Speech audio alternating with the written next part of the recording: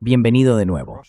Hoy nos acompaña otra vez Stanislav Krapivnik, nacido en Rusia y exoficial del ejército estadounidense. Gracias por volver al programa. Queríamos preguntarle qué está cambiando en esta guerra. Da la impresión de que algo está cambiando claramente, que ahora se está apuntando a, diría que a una logística más específica. Vemos que ambos bandos están atacando puentes, siguen atacando la infraestructura energética, por supuesto, pero incluso ahora las gasolineras. Me pregunto, ¿qué tan eficaz es eso? Y además, para ampliar un poco la pregunta, hemos visto que Kiev fue atacada de una forma enorme. Según el alcalde de Kiev, Klitschko, fue el ataque más potente contra la ciudad en toda la guerra. Quisiera saber si puede hablarnos de algunas de esas decisiones militares y de cómo ve usted que se están tomando en este momento.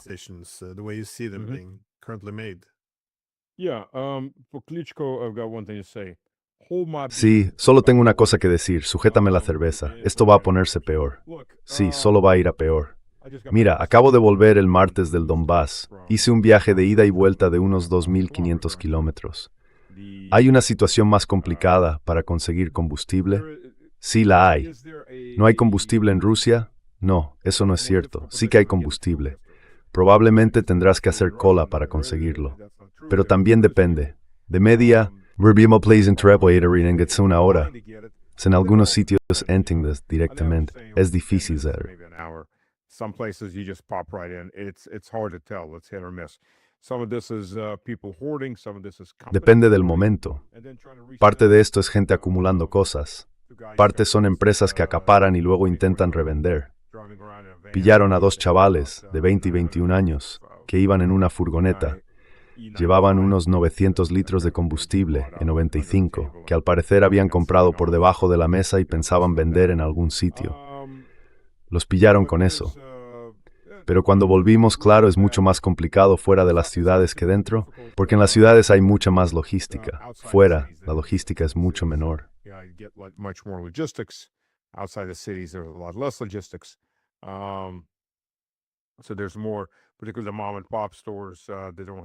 Hay más, sobre todo con las pequeñas tiendas familiares. No tienen combustible porque compran a los grandes como Gazprom, Rosneft o Lukoil. Pero ellos reciben lo que sobra, después de que esas compañías abastecen primero sus propias estaciones. Y en el campo o en las autopistas es más difícil repostar, porque están más lejos de las grandes ciudades. Perdón, todavía no me he recuperado del todo desde el martes. No he parado ni un momento desde que aterricé. Es un viaje largo, claro. Ahora bien, cuando llegas a Voronezh, allí no hay colas. Hay suficiente combustible en todas partes. Así que son zonas muy distintas. En Lugansk tampoco había colas. Lugansk also didn't have a line. They have one car ahead of me. I won't call that a line. Tienen un coche delante de mí. No llamaría eso una cola. Donetsk lo está pasando mal. Es por el combustible allí. En la zona de al lado el combustible es de mala calidad. Lo sacan del fondo con todos los sedimentos. Varía muchísimo de un sitio a otro. Como dije, hay combustible, pero también hay quien está subiendo los precios de forma abusiva. Algunas tiendecitas familiares están disparando los precios. No tengo muy claro qué va a hacer el gobierno al respecto, porque normalmente hay leyes que prohíben algo así en una situación de emergencia. Ya veremos. Sberbank, por lo visto, me lo contó uno de mis hijos, ahora tiene un programa para localizar combustible en tu zona. Así que tienes que ir conduciendo por ahí, buscando una gasolinera u otra.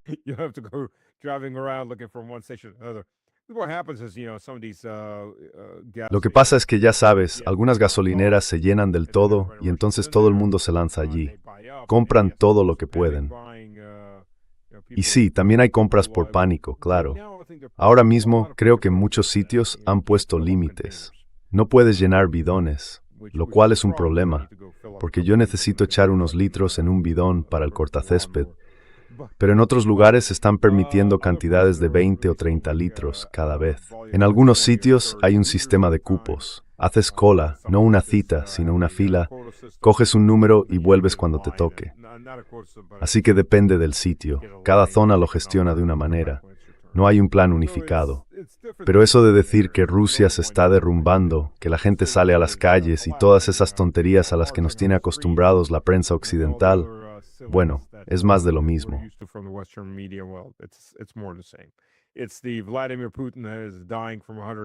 Es el Vladimir Putin que, según dicen, se está muriendo de 150 enfermedades, pero que al mismo tiempo ha invertido $20,000 millones en vivir para siempre, y ahora resulta que es inmortal. Todo eso, en la misma frase. Esa es la realidad. La otra realidad son los drones, especialmente los drones de Palantir que han salido ahora. Con la programación que llevan, son drones de corto alcance, más parecidos a pequeños aviones. No son muy grandes y están diseñados para destruir coches, camiones militares, autobuses o a la abuela en su cochecito yendo al mercado. Da igual mientras maten a alguien. Estos drones de Palantir, bueno, Thiel es un criminal de guerra, empecemos por ahí. Es un terrorista y un criminal de guerra. La lógica que están usando es que, primero, el 80% de la carga, la inteligencia artificial, busca objetivos de tipo militar. First 80% of the charge, the AI is looking for military type targets. After that, the last 20, it's looking for anything that's moving. Después de eso, el último 20% consiste en buscar cualquier cosa que se mueva. Conducíamos de noche porque había muchos menos drones, pero con el detector de drones, aún puedes ver que hay 4 drones en el aire, 3 o 4 constantemente. No sabes si son nuestros o suyos. El detector sí lo sabe, solo te indica la distancia y cuántos drones hay en la zona. Esa es la realidad. El ejército ruso se ha adaptado muy rápido a esto. Se han vuelto como en Mad Max. Han cogido todas esas viejas furgonetas Bukhanka, les han cortado la parte trasera y luego han usado un montón de coches, sobre todo compactos. Les han quitado el portón trasero, han montado ahí un punto de armas y les han puesto ametralladoras. Y ahora esos coches tipo Mad Max con ametralladoras escoltan todos los camiones. Normalmente un camión por coche Mad Max, a veces 2, pero casi siempre 1. Y son bastante buenos derribando los drones de Palantir.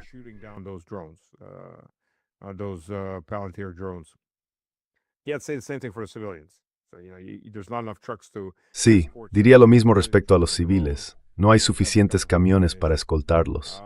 Los civiles conducen por su cuenta, y eso ya es otro problema. Las zonas por las que solía conducir, bueno, existía cierta posibilidad de que te alcanzara la artillería, pero en general eran carreteras bastante buenas. Ahora están cerradas. Tenemos algunos familiares viviendo en Gorlovka y otros en Yenakieve. No se puede ir por la carretera de Debaltsevo. Está cerrada. Entre Gorlovka y Yenakieve, en menos de una semana mataron a 6 coches civiles con sus ocupantes por los drones estadounidenses. Esa es la realidad, ya sabes, es terror. Los ucranianos están perdiendo, así que han pasado al terror total.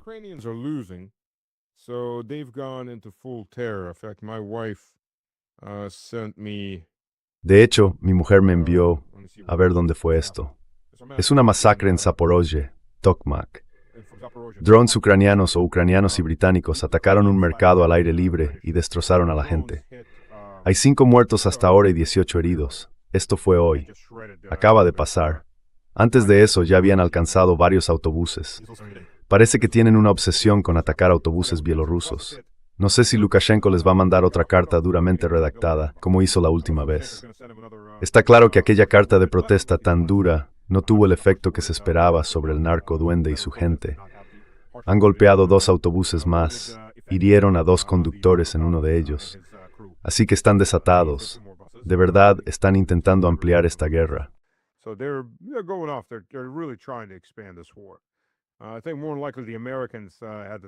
Creo que muy probablemente los estadounidenses tuvieron que hablar con él para que no iniciara una guerra total con Bielorrusia, porque eso significaría otra guerra total con Rusia, lo que en realidad implicaría que Rusia tendría que declarar la guerra de forma oficial. Y si eso ocurriera, el ejército quedaría sin ninguna restricción. Entonces sí podría mostrarle a Kiev lo que realmente significa estar en guerra, porque esos degenerados del gobierno de Kiev y quienes los apoyan no parecen entenderlo. ¿Por qué está Rusia atacando? Bueno, primero, ¿por qué está Ucrania atacando gasolineras rusas? En su mayoría no lo están haciendo. Son objetivos de oportunidad para matar civiles. Los operadores de drones atacan las gasolineras, pero no tanto la estación en sí, sino un coche que está repostando. Esperan a que la gente esté echando gasolina para intentar matar a los civiles. Y lo hacen casi a diario o cada 2 días.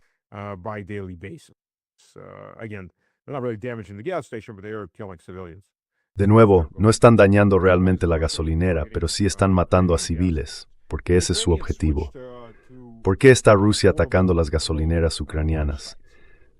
Pues bien, los ucranianos cambiaron a plataformas portátiles de lanzamiento de drones. Básicamente cogieron todos esos camiones ligeros, camiones diésel y de gasolina, Gazelle, furgones, y en la caja colocaron 2 lanzadores para 2 drones. Así que se acercan a la frontera o a lo largo de la línea de contacto, lanzan 2 drones y se marchan. Son drones grandes, capaces de llegar lejos, capaces de llegar hasta Moscú y sin duda a lugares como Voronezh. Y lanzan decenas de estos camiones con drones.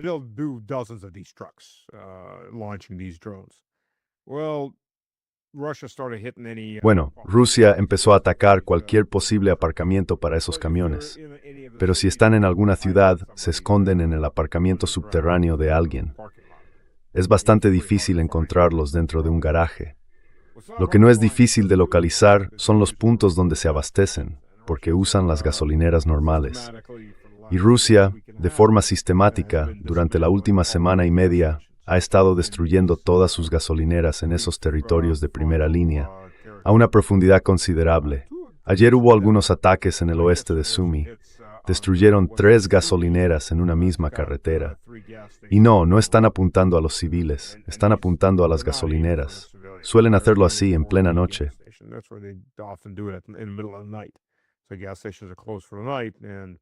Así que las gasolineras están cerradas por la noche y entonces reciben la visita del señor Iskander.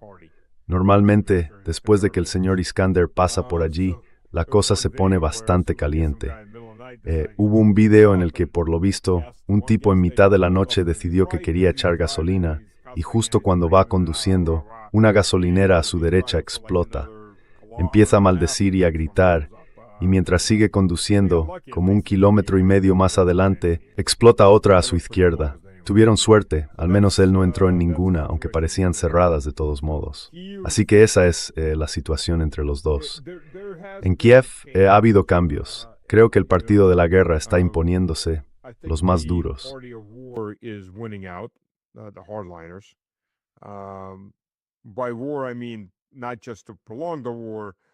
Cuando hablo de guerra, no me refiero solo a prolongarla, sino a ponerse duros de verdad, quitarse los guantes de terciopelo y ponerse los guanteletes con pinchos.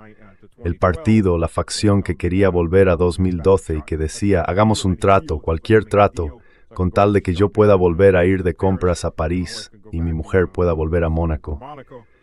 Ese grupo, y diría que sobre todo es el equipo económico y financiero, con distintas figuras, el Banco Central y gente de ese entorno. Por lo que puedo ver desde mi posición, que no es precisamente la más ventajosa, parece que ha perdido. Han perdido la lucha interna por el poder, al menos por ahora, y los han mandado al asiento de atrás.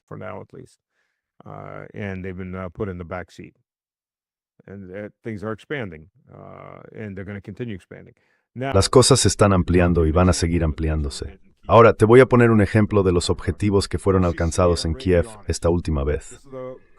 LCC Radionics es una empresa que fabrica componentes de control para misiles de crucero del modelo Flamingo. Athlon Avia LLC, una compañía de productos científicos, fabricante de drones. Antonov Serial Production, fabrican aviones, aunque ahora mismo no están produciendo muchos. Y también drones. T-Radio Plant LLC, Trion en Ucrania, fabrican sistemas de puntería para vehículos blindados, como lentes, periscopios y cosas por el estilo. Y además producen equipos de cámara, lentes de cámara para drones. Kiev 25, que es a la vez una empresa de software y también fabricaba hardware de almacenamiento para unidades de guerra electrónica Lima.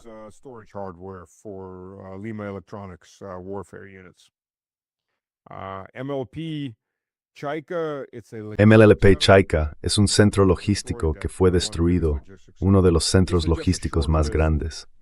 Esto es solo una lista corta de los objetivos que fueron alcanzados. Quiero decir, Kiev es una ciudad grande, con una población normal de 2,5 millones de personas. Y la población ha crecido porque muchos hombres se han ido a Kiev, ya que Kiev era como una reserva natural para el género masculino en Ucrania. Y ahora eso está siendo recolectado. Y una de las cosas que se notan, esto salió hace más o menos un mes, un poco más, es que Kiev, Odessa, Mykolaiv y otras ciudades de repente quedaron rodeadas por cinturones de líneas defensivas. No estoy seguro de si hablamos de esto antes o no, no recuerdo si lo hicimos. Así que, alambre de espino, dientes de dragón, fosos antitanque, campos de minas, todas las carreteras bajo control de puestos de control.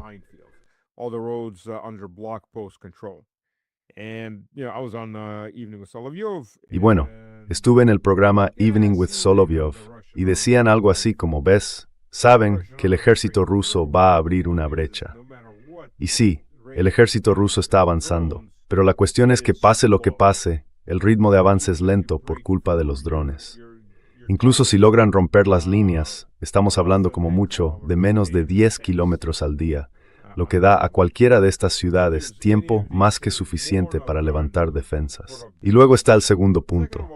Esas defensas, si no hay supervisión, no sirven de mucho. Bueno, quizá no sean inútiles del todo, pero sí se convierten en un verdadero fastidio para cualquier enemigo que se acerque.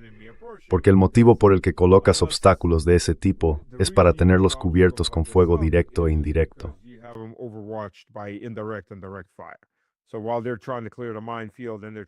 Así que, mientras intentan despejar el campo de minas, rellenar el agujero y apartar los dientes de dragón del camino, les están disparando.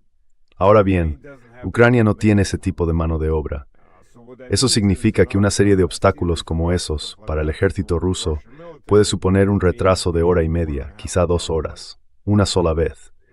Y después ya tienes un corredor por el que puede pasar el resto, o puedes abrir un par de corredores de ese tipo. Entonces, ¿por qué lo harían? Bueno, como dije, Kiev, esas ciudades, son como reservas naturales para la especie masculina, y ahora están siendo cazados. Así que lo que ves, Kiev, quiero decir Ucrania, es un gran campo de concentración al aire libre.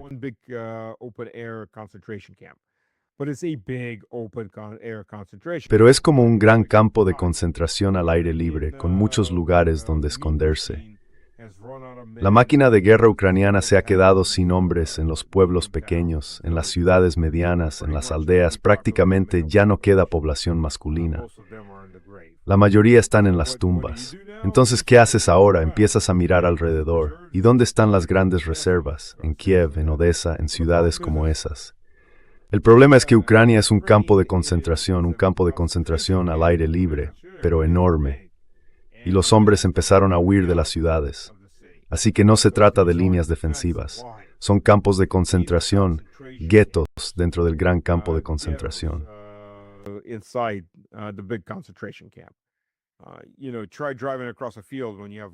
Mira, intenta cruzar un campo cuando sabes que hay minas por ahí, además de alambre de espino y esos obstáculos antitanque, los llamados dientes de dragón. Intenta pasar a pie cuando otra vez tienes alambre de espino y luego un campo de minas que atravesar. Eso limita totalmente tu movilidad. No puedes conducir por las carreteras porque todo está vigilado desde los puestos de control.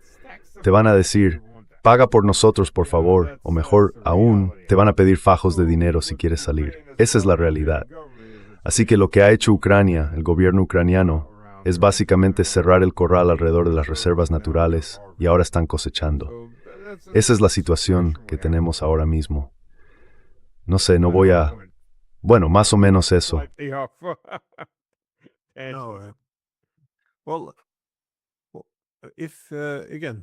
Bueno, sí, como ves, Ucrania está siendo golpeada con mucha más dureza. Y en esta guerra, cada vez que hay una escalada, incluso por parte de la OTAN, normalmente la represalia acaba cayendo sobre Ucrania. Pero ahora que también aumenta la presión para atacar algo en Europa, ¿cómo crees, o mejor dicho, qué crees que podría considerar Rusia? Porque vimos un artículo hace poco, no recuerdo dónde, quizá fue en el Washington Post o tal vez en la prensa británica, que decía que los rusos estaban planeando un ataque contra Polonia.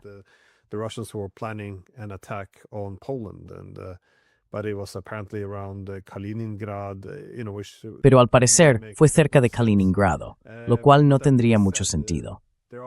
Dicho esto, está claro que hay gente en Rusia que ahora está presionando para recuperar su capacidad de disuasión, atacando a un país europeo de la OTAN. Pero, ¿cuál sería la lógica de eso? Es decir, intentar golpear al adversario lo bastante fuerte como para que se retire de la guerra en Ucrania, pero no tanto como para provocar una guerra nuclear. Y aunque ese fuera el caso, si eso se controla y acaba en una guerra directa y total, ¿cómo creer así? Perdón, es una doble pregunta. No, no pasa nada. No, no problem. Well, first of all, the Chinese, Bueno, para empezar, los chinos, y tengo muchas esperanzas puestas en este equipo, mostraron en su último gran desfile militar 3 unidades de supresión de drones. Eran dispositivos de pulso electromagnético basados en microondas, con grandes antenas y radares potentes para rastrear los objetivos. La antena es básicamente un bloque enorme, como los viejos sistemas de radar de la Segunda Guerra Mundial, pero miniaturizado para caber en un solo camión. Un camión de tamaño medio, de unas 2,5 toneladas, que funciona con unos 15 kilovatios y tiene un alcance de hasta 5 kilómetros. Es un arma de supresión de área. Exacto.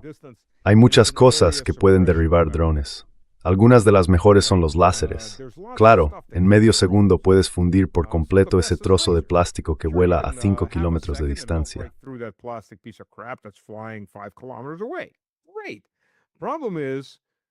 Bien.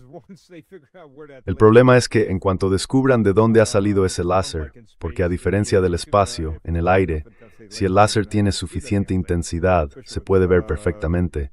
En cuanto sepan de dónde viene, tendrás 30 o 40 drones volando hacia él, y lo harán en un frente muy amplio, tanto en altura como en anchura. Así que aquí está el problema. Los sistemas láser contra drones solo pueden atacar un objetivo a la vez.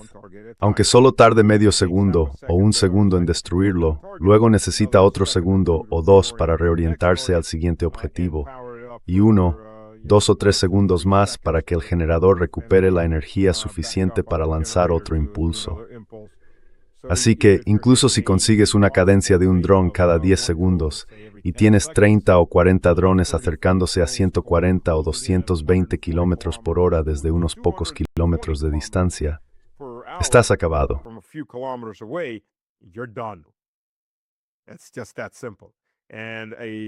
Es así de simple. Y de nuevo volvemos al dron de $5,000 que acaba de destruir un equipo que costaba 10 millones o 3 millones. Así que otra vez, todos los sistemas que tenemos ahora mismo están pensados, ante todo, para atacar un solo objetivo. Lo que hace falta es un equipo capaz de suprimir un área entera, y eso es justo lo que los chinos han demostrado y probado sobre el terreno. ¿Lo han probado en combate? Claro que no. Aún no lo hemos visto en el campo de batalla ruso. ¿Dónde más podrían probarlo en combate? Es una gran incógnita, porque si juntas suficientes unidades de ese tipo, sobre todo cuando tienes una superioridad artillera como la que tiene Rusia frente a la Unión Europea en su conjunto y frente a Ucrania en particular, lo que podrías conseguir es recuperar, al menos en parte, la guerra de maniobras. Esas posibilidades existen.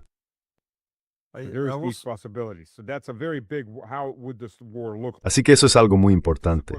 ¿Cómo sería esta guerra? Si ese equipo llega, digamos, a finales del verano, la guerra podría tener un aspecto radicalmente distinto, claro, porque se abriría al menos un frente para una guerra de maniobras rápidas. Y eso, por cierto, complica muchísimo el trabajo de los operadores de drones, porque ellos funcionan mejor cuando el frente está más o menos estable.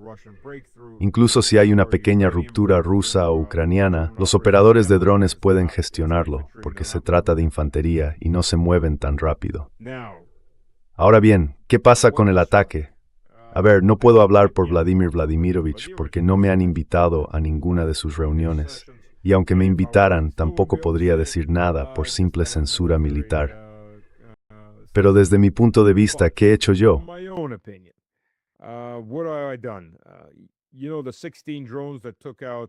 ¿Sabes los 16 drones que arrasaron toda la manzana? porque viste mi video desde Sarabelsk. No fueron solo esos 2 edificios, se llevaron por delante todo lo que había alrededor. Destruyeron un instituto de arte o un centro de arte escolar justo enfrente. También una casa particular al otro lado de la calle y un restaurante que estaba al lado. Algunos fallaron, claro. Uno de los cráteres que dejaron esos drones tenía 4 metros de ancho y 2 de profundidad. Subimos, uno de los chicos bajó allí y lo midió. Pues bien, todos esos drones estaban fabricados en Italia, con pegatinas que decían, hecho en Italia. Uno pensaría que los italianos serían un poco más listos, al menos lo suficiente como para quitar su nombre, por eso de la negación plausible. Este es uno de esos momentos en los que llevas eso a la ONU y lo enseñas. Y señores, en pantalla está Ari Resnick, que acaba de llegar a la fábrica y produjeron estas armas del terror. Por favor, miren. Es una forma de hacerlo.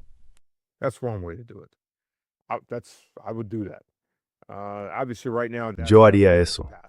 Obviamente, ahora mismo ese momento ya ha pasado, porque era algo que había que usar con bastante rapidez. Hay otro lugar que tendría mucho sentido lógico. Bueno, en realidad hay 2. Podrías golpear a los británicos, por ejemplo, en Chipre, porque no estarías atacando territorio de la OTAN como tal, y no sería en las islas principales del Reino Unido. De lo contrario, personalmente, yo hundiría un petrolero, uno con bandera rusa, y haría que se averiara en algún punto al noroeste del Reino Unido, con un destacamento completo de infantes de marina equipados con manpads, sistemas antiaéreos y al menos una ametralladora pesada. Y detrás de eso, siguiendo a cierta distancia, habría un submarino de ataque. Y cuando los británicos se acercaran corriendo para intentar abordar y apoderarse del barco petrolero, les daría una advertencia y luego abriría fuego.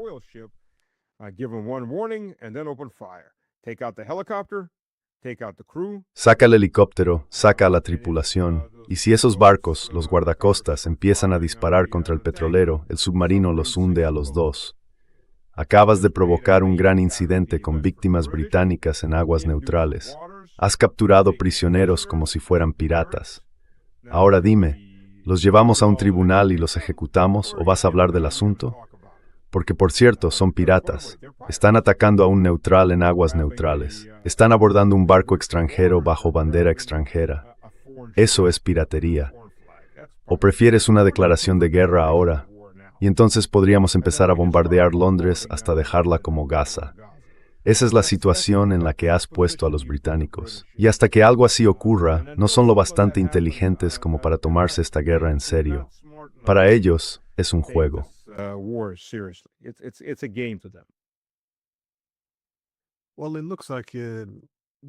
Bueno, parece que podríamos estar yendo más o menos en esa dirección, porque la retórica parece haber cambiado ahora.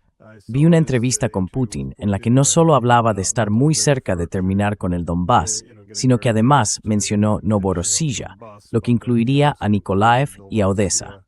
Me pareció interesante. Y también Kharkov.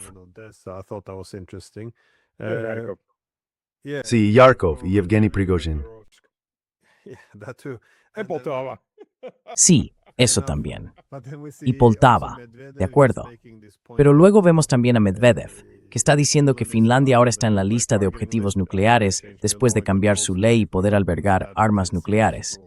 Eso parece bastante previsible, pero también está María Zaharova, que comentó que esos bromistas rusos en realidad han dejado al descubierto que Estonia estuvo implicada en los ataques en San Petersburgo. Ahora, lo interesante de esto es que, una vez que se lanza esa idea, sí, por un lado se crea el argumento de por qué sería legítimo, por ejemplo, atacar a Estonia.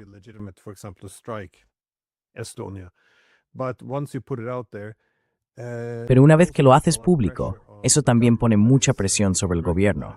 Es decir, si reconoces que los estonios han atacado a Rusia, es muy difícil no subir por esa escalera de escalada. Es como decir, bueno, nos atacaron, lo admites, y luego no haces nada. Quiero decir, en ese caso casi sería mejor fingir que no te atacaron, que no hay pruebas. Así que todo esto, ya sabes, claro, no quiero sacar conclusiones precipitadas, pero da la impresión de que algo está cambiando, de que ahora están dispuestos a adoptar una postura más dura, al menos frente a los europeos. Me preguntaba si tú también ves algo de eso. Yeah, absolutely. 'Cause this can't go on the way it's Sí, going. absolutamente, Look, I've said, porque esto no puede seguir así. on different Mira, ya lo he dicho antes we're en tu heading into programa y en otros también, nos dirigimos hacia una guerra convencional o una guerra nuclear. No hay término medio. La cuestión, en el caso de una guerra convencional, es cuánta parte de Europa está dispuesta a morir poco a poco. Si entramos en una guerra nuclear, entonces toda Europa morirá muy deprisa. Esa es la cuestión. Noruega, perdón, no Noruega, Finlandia, todavía no está en la lista nuclear, porque las bombas nucleares estadounidenses, bombas de gravedad, literalmente, aún no se han enviado allí, pero se enviarán. Y en el momento en que la economía mundial vuelva a hundirse hasta el fondo de Europa, Finlandia estará en camino de convertirse también en un objetivo nuclear, ya sea para un primer ataque o para un ataque de represalia. Target for first strike or any other or retaliatory strike.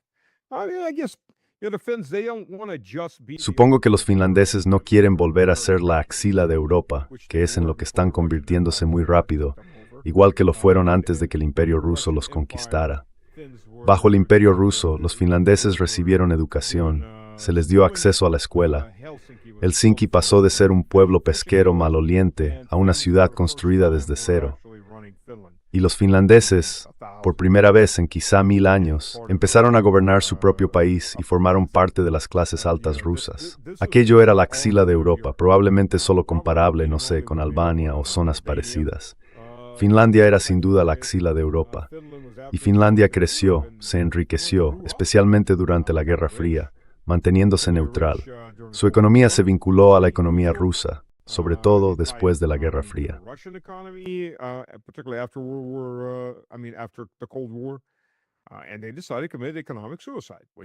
Y decidieron cometer un suicidio económico y lo han conseguido. Están colgando lentamente de una cuerda, asfixiándose poco a poco. Prefieren hacerlo despacio, con más dolor, supongo. Son un poco masoquistas en ese sentido. Pero ahora han decidido, oye, ¿sabes qué? No es suficiente.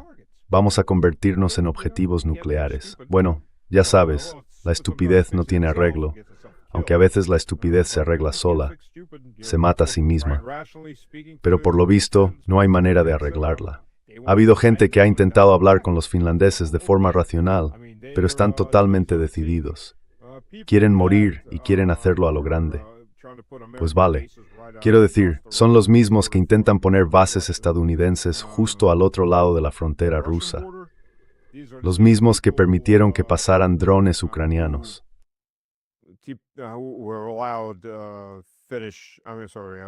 Ukrainian drones to fly through.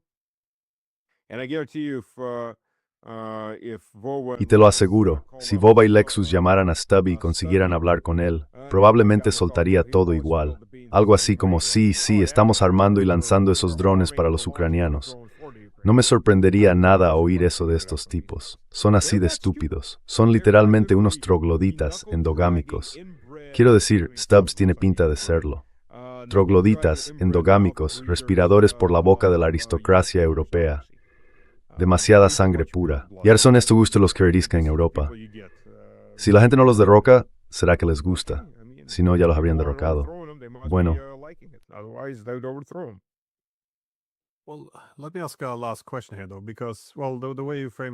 Déjame hacerte una última pregunta, porque bueno, tal y como lo planteas ahora, suena como si vieras la guerra como algo casi inevitable, ya sea nuclear o convencional. Pero también da la impresión de que Rusia cree que los europeos se están preparando para la guerra, en gran parte porque eso es justo lo que los líderes europeos están diciendo y también haciendo, alarmarse. Entonces, ¿cómo ves la posibilidad de que Rusia sea la que ataque primero? Si piensas que la guerra es inevitable, ¿por qué esperar a recibir el primer golpe? Vi durante esta entrevista con Putin que creo mencionó la Operación Barbarroja y me pareció una comparación interesante con la situación actual. Me pregunto si tú ves posible que Rusia llegue a convencerse de que la guerra se acerca y decida, en esencia, asumir el control, eligiendo cuándo empieza y cómo se va a librar.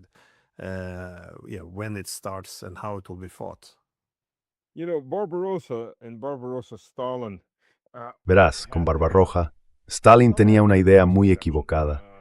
Creía que la guerra podía evitarse, pensaba que los británicos estaban intentando provocarla, y en parte era cierto, pero la guerra nunca fue evitable.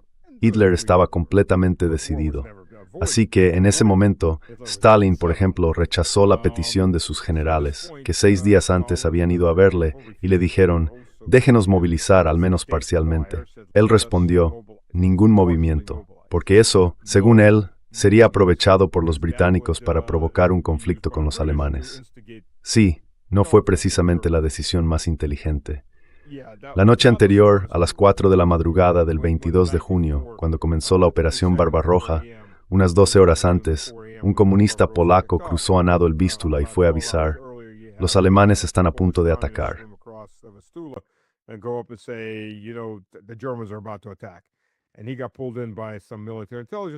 Y lo llamaron unos tipos de inteligencia militar, y a las 4 de la mañana todavía lo estaban interrogando.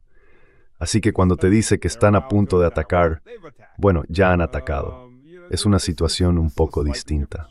Segundo, ¿por qué ibas a encajar un ataque o dejar que el enemigo golpee primero? Hay razones para hacerlo. Una, si estás muy convencido de que puedes resistir ese ataque y responder, pueden pasar 2 cosas. Primero, que el enemigo se lleve una sorpresa cuando lanza su mejor golpe y tú simplemente digas, vale. Eso fue lo que vimos con Irán. Los estadounidenses atacaron con todo lo que tenían. Y cuando se despeja el polvo, los iraníes siguen disparando. Eso es todo lo que teníais.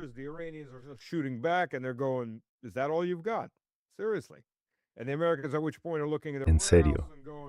Y los estadounidenses en ese momento miran su almacén y dicen, vaya, eso es todo lo que tenemos. Prácticamente no nos queda nada.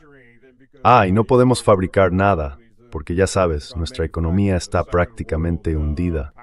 La industria manufacturera es como mucho de segunda categoría, y además dependemos de componentes que vienen de otros países. Así que sí, eso sería un motivo para esperar y dejar que el enemigo ataque primero, porque sabes que puedes encajar el golpe y luego darle la vuelta. Y además, eso genera simpatía, sobre todo si esos países que ya eran favorables se dejan convencer con más facilidad, o les resulta más fácil ayudarte desde una posición moral más fuerte, que por cierto, los iraníes aprovecharon bastante.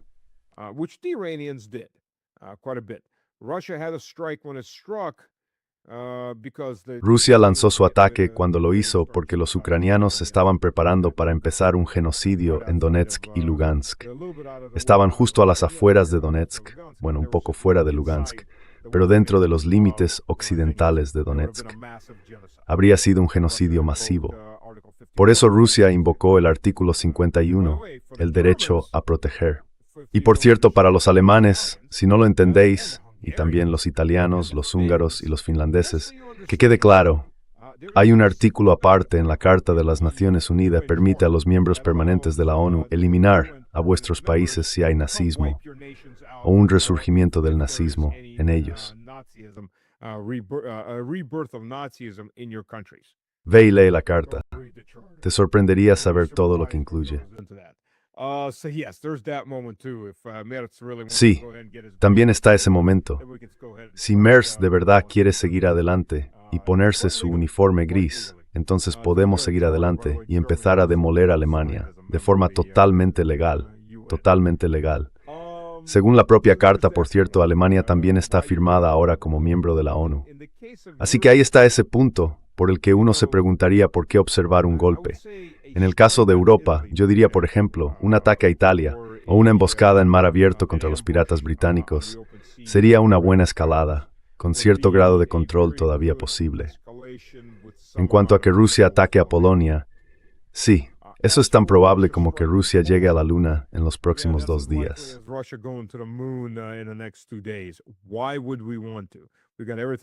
¿Por qué íbamos a querer hacerlo?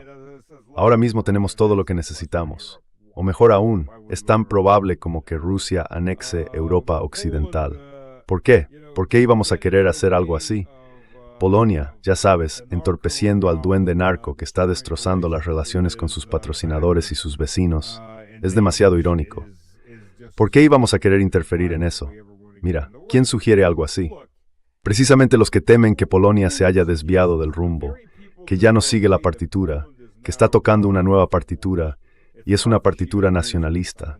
Y no nos gusta esa nueva partitura porque de repente Polonia ha dicho, Melnik es un nazi de más.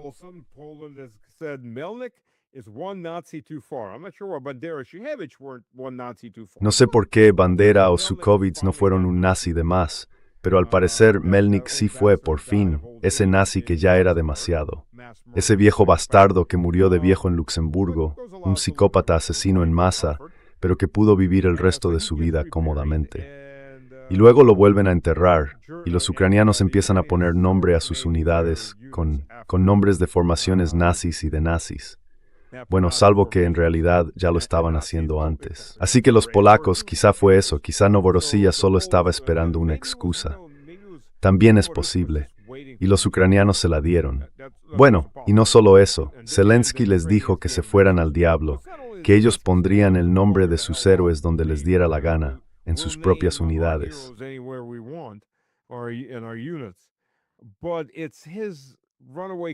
Pero son sus propios comandantes descontrolados los que ahora han empezado a amenazar con asesinar a polacos. Están amenazando directamente con invadir Polonia y atacar el país con drones. Y si miras a Azov, el cuerpo ahora ya no es un batallón ni una brigada, ahora es un cuerpo. Azov publicó su bandera negra y en ella, en rojo, aparece el contorno de una super Ucrania, que curiosamente incluye un tercio de Polonia. Si crees que los polacos no se dieron cuenta de eso, estás engañando. Así que, por supuesto, los polacos lo han notado. Las relaciones se han ido al traste y ya están dando sus frutos.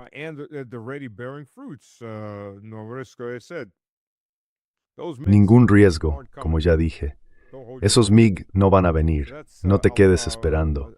Ese escuadrón de MiG-29 que Polonia estaba preparando para entregar a Ucrania ya no va a ir allí. Así que de nuevo, ¿por qué deshacerse de alguien como Zelensky? ¿Por qué atacar a Polonia? Es una situación perfecta. Cualquier movimiento del lado ruso, en ese sentido, sería simplemente una tontería. En cuanto a países como Italia, si lo que quieres es dar un ejemplo con alguno de ellos, destruir Lombardy kan vara för till Larry Cole drones que matar drones Rusush, life tank for hacerlo.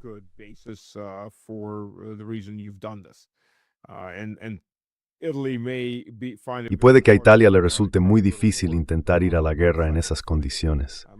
Meloni no es tan popular como mucha gente cree. Además, ha traicionado por completo al movimiento conservador y, por cierto, ha inundado Italia en los últimos 2 años con migrantes, una auténtica avalancha de migrantes. Puede que sus días estén contados, por fin.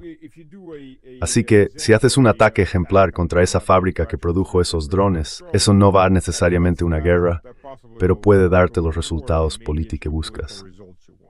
Estonia también tiene ese problema. Casi la mitad de su población son rusos que viven en territorio históricamente.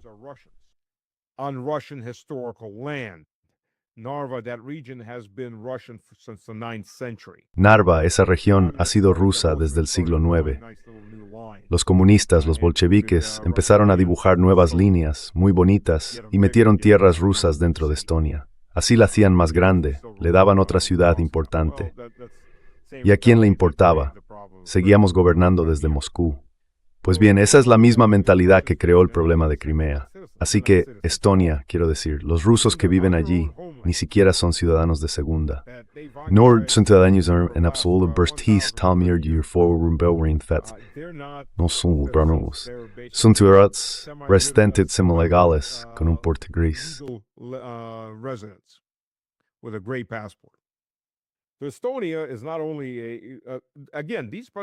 Estonia no es solo, otra vez, uno de esos.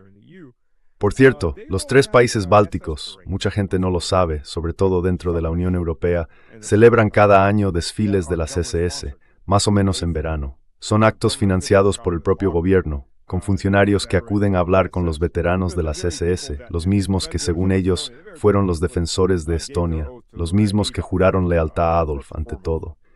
Estonia puede ser un ejemplo muy claro. Primero porque allí hay muchos rusos que deberían volver a casa y territorios que deberían volver a casa. Fueron separados artificialmente por los bolcheviques. Y segundo porque sí, parece que quieren luchar. Pues bien, que prueben lo que significa luchar.